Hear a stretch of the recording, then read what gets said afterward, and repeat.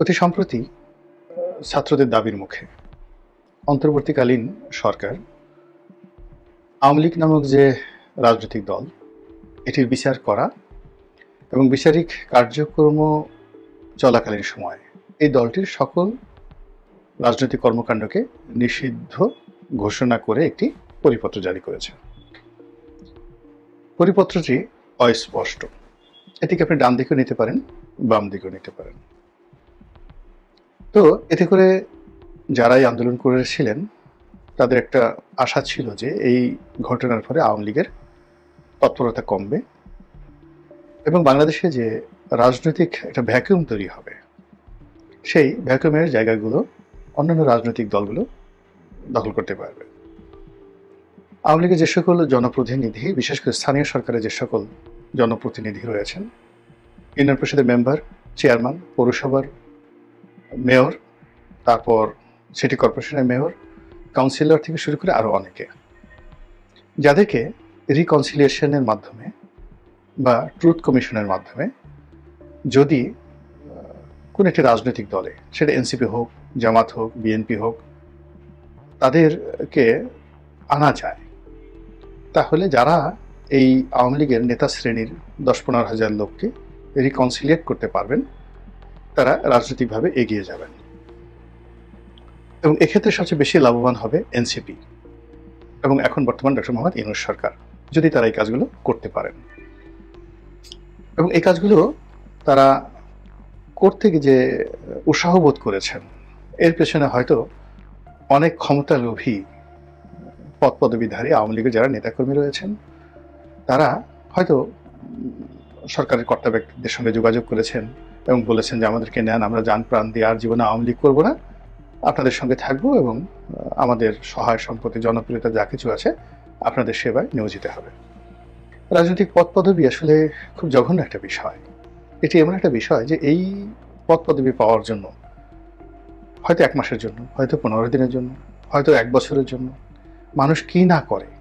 অতীতে আমরা দেখেছি অনেক মানুষকে, দেখেন জেলে ধরে নিয়ে গেছে আওয়ামী লীগের নেতাকর্মীদেরকে, বড় বড় নেতাকর্মীদেরকে, ওদেরকে আবার অনেকে পিটনিও দিচ্ছে।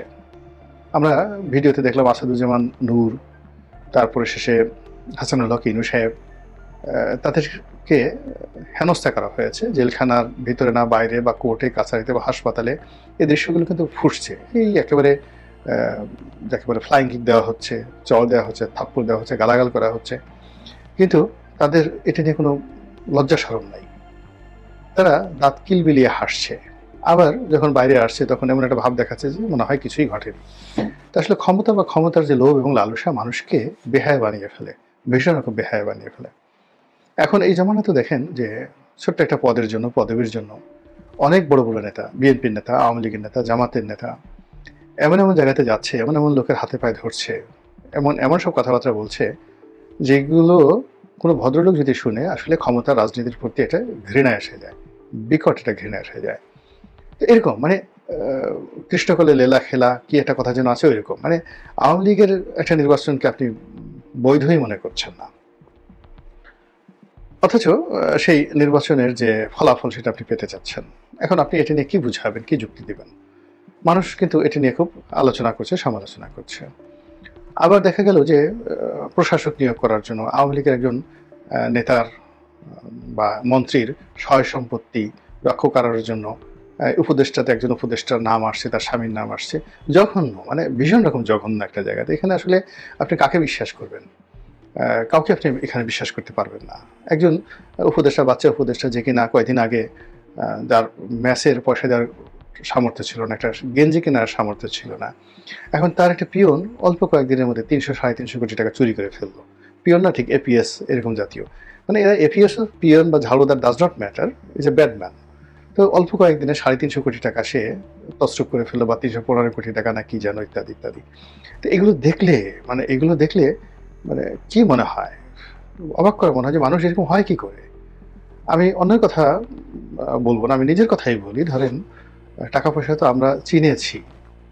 যখন আমি রাজনীতিতে এসেছি 2001 সনে, তখন তো তরুণদের মধ্যে একেবারে শীর্ষস্থানে ব্যবসা করার মধ্যে আমি একজন, অন্যতম একজন। এই বাংলাদেশের এমন কোনো 1 নম্বর 2 নম্বর ব্যবসা নেই যে ব্যবসা সম্পর্কে আমার কোনো ধারণা ছিল না। কিন্তু তা সত্ত্বেও এই যে আমি আজকের এই ইউটিউবে বললাম যে আমার এই 30 বছরের ব্যবসায়িক জীবনে কোনোদিন চট্টগ্রাম বন্দর, Chattogram custom house, Dhaka customs house, আয়কর অফিস, ঢাকা বন্ড অফিস, এদের সঙ্গে আমার ব্যবসা ছিল। তারপরে অগ্রণী ব্যাংকের সঙ্গে আমার ব্যবসা, বিভিন্ন ব্যাংকের সঙ্গে আমার ব্যবসা, লোন নিয়েছি, পরিশোধ করেছি। কিন্তু এই 30 বছরের জীবনে 30টি পয়সা, একটি পয়সাও কাউকে ঘুষ দিতে হয়নি। বাংলাদেশে যারা বলে যে ঘুষ ছাড়া কাজ হয় না, তারা আমার এই ফাইলগুলো একটু খোঁজ নিয়ে আসেন। আমার দুর্নীতি দমন কমিশনে শেখ হাসিনার নির্দেশে প্রায় 10 বছর 3 থেকে 4 বার আমার ফাইল মানে তারা তদন্ত করেছে, পুনঃ তদন্ত করেছে। দুদকের অনেক কর্মকর্তা এসেছেন অফিসে, 1 কাপ চা পর্যন্ত খাওয়ায়নি, বরং এখান থেকে তারা আমার সঙ্গে কথাবার্তা বলতে গেলে মুরিদ হয়ে এখান থেকে তারা চলে গেছেন আমার এই অফিসে বসে। তারপর সবচেয়ে বড় মন্ত্রণালয়টি, সেই মন্ত্রণালয়ের আমি সংসদীয় কমিটির প্রধান ছিলাম, প্রধান না ঠিক একজন সদস্য ছিলাম। কিন্তু এখানে বৃহত্তর যোগাযোগ মন্ত্রণালয়, যার অধীন সড়ক, যোগাযোগ, রেলপথ যখন একত্রে ছিল, সৈয়দ আবুল হোসেন সাহেব মন্ত্রী ছিলেন, ওবায়দুল কাদের সাহেব মন্ত্রী ছিলেন। বাস্তবতা হলো যে আমি একজন সংসদ সদস্য হওয়া সত্ত্বেও আমার সংসদীয় কমিটির চেয়ারম্যান কিংবা আমাদের যে মন্ত্রী আবুল হোসেন সাহেব বা ওবায়দুল কাদের সাহেব, আমার একটা কথার বাইরে যাওয়ার সামর্থ্য তাদের ছিল না যতদিন আমি ছিলাম। আমি যদি একটা ধমক দিতাম, কর্মকর্তা তো দূরের কথা, মন্ত্রীদেরকে পার্লামেন্টারি কমিটির বৈঠকে কিভাবে ধমকিয়েছি সেটা আপনারা ইচ্ছা করলে সংসদীয় কমিটির রেকর্ডে দেখতে পারেন। কিন্তু বিনিময়ে কোনো একটা মন্ত্রীর দপ্তরে গেছি, 1 কাপ চা খেয়েছি, একটা টেলিফোন করেছি, এরকম সিঙ্গেল নজির নাই। বরং আমার মন্ত্রীরা অনেক মন্ত্রীরা টেলিফোন করেছে, আমি ফোনই ধরিনি, যে এদের সাথে আমি কথা বলবো না। আমার কোনো অসুবিধা হচ্ছে না, আমি এখন একটা দল করছি, বিএনপির মতো একটা দলের মনোনয়ন পাওয়া তো চারটিখানি বিষয় নয়। আপনি দেখুন তো যে বিএনপির মতো একটা দলের মনোনয়ন পেয়ে গেলাম, বিএনপির কোনো লোক, কোনো নেতা বলতে পারবে যে আমি তাদেরকে 1 কাপ চা খাইয়েছি এই মনোনয়ন পাওয়ার জন্য? এখন পর্যন্ত টিল নাও 2000 বিএনপির সবচেয়ে খারাপ সময়, একেবারে সবচেয়ে খারাপ সময়টিতে আমি বিএনপিতে ছিলাম এবং এখন পর্যন্ত আছি। আমি আমার মতো সে প্রথম দিন থেকে কাজ করে যাচ্ছি, লিখে যাচ্ছি, কথা বলে যাচ্ছি। 18 সনেও বেগম জিয়ার পক্ষে বলেছি, বিপক্ষে বলেছি, তারেক রহমান সাহেবকে সমালোচনা করেছি, তার পক্ষে বলেছি। আবার 22-23 সনেও যেভাবে বলেছি, আবার এখনও একইভাবে। মানে আমার ভাষা তো বিএনপিকে নিয়ে চেঞ্জ হয়নি। 2023 সনে, 2021 সনে, 22 সনে একেবারে টকশোতে, টেলিভিশনে যে কথাগুলো বলেছি দল নিয়ে, আবার এখনো একই কথা বলে যাচ্ছে। আবার ওনাদের সঙ্গে আমার যখন সরাসরি কথা হয়, আমার ভাষা একই রকম, একটু 19-20 কখনো হয় না। আমাকে কখনো তারেক রহমান সাহেবের সঙ্গে মাথা নুইয়ে কোনোদিন কথা বলতে হয়নি।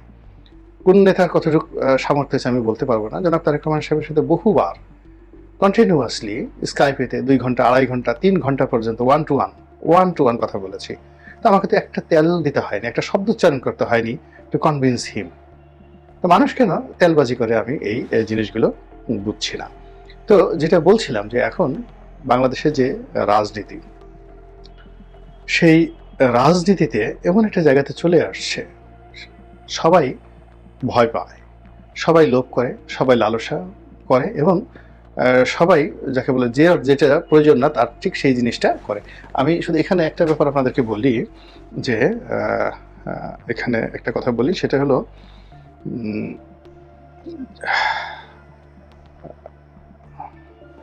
তো এই যে আমাদের যে রাজনীতি, সেই রাজনীতির মধ্যে অহেতুক আতঙ্ক, অহেতুক সমালোচনা এবং অহেতুক অস্থিরতা প্রায় প্রতিদিনই তৈরি হচ্ছে। এই যে অহেতুক মানে তৈরি হয়, এটি হয় ভয় থেকে, আতঙ্ক থেকে, লোভ থেকে, লালসা থেকে। আপনার যদি এই জিনিসগুলো না থাকে না, আপনাকে কাউকে আসলে পাত্তা দিতে হয় না।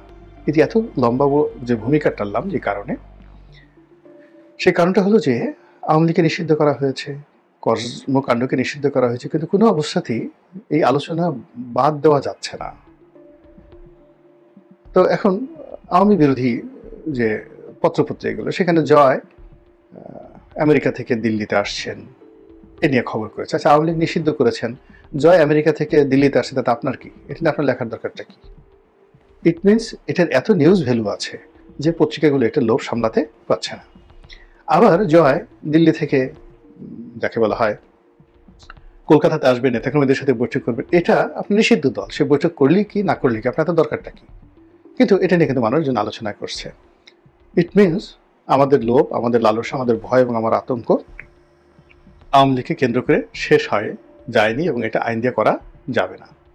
এরই একটা নমুনা ইদানিংকালে আমরা দেখতে পেলাম। সেটা হলো যে শেখ হাসিনা তো ওই যে একের পর এক ভয়েস দিয়েই যাচ্ছেন, একের পর এক বক্তব্য দিয়েই যাচ্ছেন। কে কি মনে করলো কিচ্ছু আসে যায় না। তিনি যখন মানে তার এই যে বক্তব্যগুলো, কথাবার্তাগুলো 1981 সনে উনি আসার পর থেকে আজকের দিন পর্যন্ত একটু পরিবর্তন হয়নি।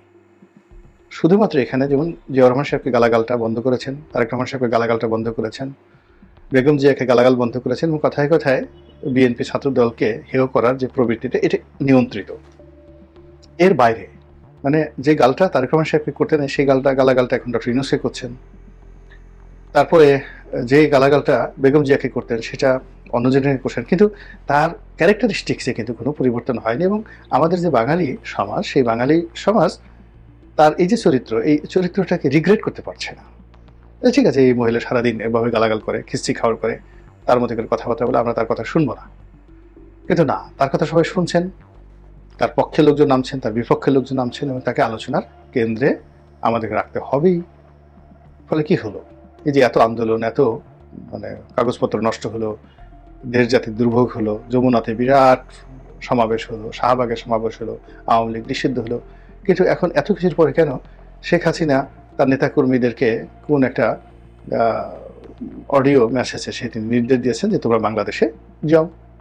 এটি না আমাদেরকে কেন আলোচনা করতে হবে? এবং এই যে আমি এটা করছি, এটা বলতে গেলে বাধ্য হয়ে করছি, এই কারণ হলো ফেসবুক ভরে গেছে। এরপরে পক্ষ বিপক্ষের বিভিন্ন লোক, মানে যে যতটুকু জানে আওয়ামী লীগের নেতাদের কাছে, সাংবাদিকদের কাছে, যারা বিভিন্ন মহলে খোঁজখবর রাখেন, তাদের সবার কান ঝালাফালা করে বলছে যে শেখ হাসিনা হঠাৎ করে এরকম সিদ্ধান্ত কেন নিলেন, তিনি নেতাদেরকে নির্দেশ দিলেন কেন? যদি নেতারা এইভাবে ঢুকে যায়, কেন কিভাবে ঢুকবে? এইভাবে থেকে তাদেরকে পুশিং করা হবে, নাকি তারা এইভাবে ঢুকবে ভারতের মদদে? ঢাকা শহরে বিভিন্ন জায়গাতে গোয়েন্দা, ভারতীয় গোয়েন্দাদের ভরে গেছে। ভারত বিভিন্ন পয়েন্ট দিয়ে তারা যেভাবে মানুষদেরকে পুশিং করছে, ভারত যেভাবে হার্ডল্যান্ড হয়ে যাচ্ছে, শেখ হাসিনা কি নেতার প্ল্যান কি? নরেন্দ্র মোদীকে তাকে কি সিগন্যাল দিলেন যে হঠাৎ করে তিনি এই কথা বললেন? এরপরে আবার সত্য মিথ্যা আমি জানি না, এগুলো নিয়ে আমার কোনো ইন্টারেস্ট নেই, কিন্তু ফেসবুকে দেখাচ্ছে যে বঙ্গবন্ধু এভিনিউতে আওয়ামী লীগের যে অফিস, যেগুলোকে এতদিন পাগলের কারখানা, মানুষের অনেক ছিন্নমূল মানুষ গিয়ে সেখানে মলমূত্র ত্যাগ করতো, তারপরে পাগলরা সেখানে গিয়ে থাকতো নানা রকম, সেই জায়গাটা নাকি আবার যুবলীগের যারা ছেলেরা রয়েছে, সমর্থক রয়েছে, তারা সেটা দখল করেছে ইত্যাদি নানা রকম ছবি আবার ফেসবুকে ভাসছে। মূল যে বিষয়টা, সেই বিষয়টা হলো যে এই দলটি সম্পর্কে আমরা আমাদের আতঙ্ক এখন পর্যন্ত ঝেড়ে ফেলতে পারছি না। আমরা বুক ফুলিয়ে যে বিপ্লব বা যে গণ অভ্যুত্থান, সেটাকে ধারণ করতে পারছি না। আমরা ডক্টর মোহাম্মদ ইউনূসকে নিয়ে যে আমাদের আনন্দ ছিল, উল্লাস ছিল, সেই জিনিসগুলো এখন রীতিমতো উদ্বেগ এবং উৎকণ্ঠায় পরিণত হয়ে গেছে। আমাদের যে আশা ছিল, আমাদের যে ভরসা ছিল, সেগুলো দুরাশায় পরিণত হয়ে গেছে। আমরা যাকে নিয়ে স্বপ্ন দেখব, যাকে নিয়ে কবিতা রচনা করব, এখন তাকে নিয়ে আমাদের রীতিমতো একটা যাকে বলা হয় এমন ভয় তৈরি হয়ে গেছে যে না জানি কি হবে, না জানি কি হবে। তিনি যাকে মানে তাকে নিয়ে এখন রাস্তায় মিছিল হচ্ছে, পক্ষে মিছিল হচ্ছে, বিপক্ষে মিছিল হচ্ছে, সব মিলিয়ে কেমন যেন একটা ওলট পালট হয়ে গেছে। এবং তার মধ্যে এরকম একটা ওলট পালটের মধ্যে এই যে জয় আসলো, শেখ হাসিনা নির্দেশ দিল, এটা হলো এটা হলো, এই জিনিসগুলো আসলে আমার ভালো লাগছে না। লক্ষণটা কিন্তু কোনো অবস্থাতেই ভালো নয়। আল্লাহ আমাদের সবাইকে হেদায়েত দান করুন এবং হেফাজত করুন। আসসালামু আলাইকুম রহমতুল্লাহি ওয়া বারাকাতুহু।